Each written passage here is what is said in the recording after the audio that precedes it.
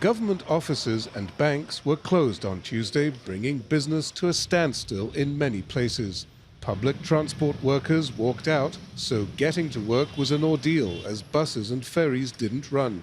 Schools were closed and hospitals operated with reduced staff. But trades union leaders say all that's a minor inconvenience compared to what workers will suffer next month if Parliament approves a bill proposed by the ruling New Democracy Party.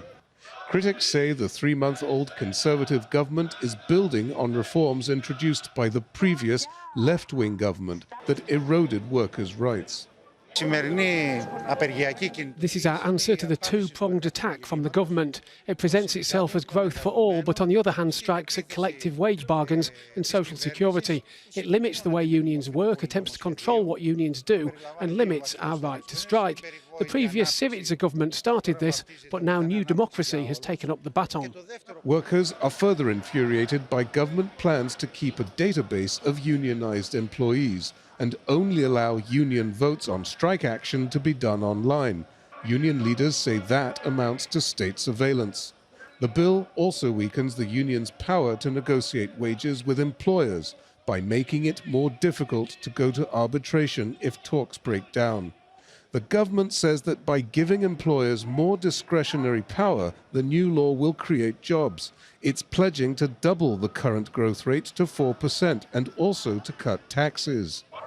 Labour bore the brunt of Greece's 8-year-long recession. Minimum wage was cut by 1/5, and even so, unemployment soared to 28%. Unions were effectively silenced when collective wage bargaining was done away with. Even the public sector's right to strike was temporarily abolished. Unions now fear that those erosions of rights will be made permanent in the name of growth. Doctors' pay is roughly halved. It hovers just below €1,000.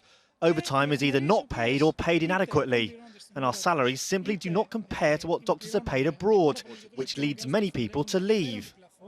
The government says flexible labour laws will attract foreign investors.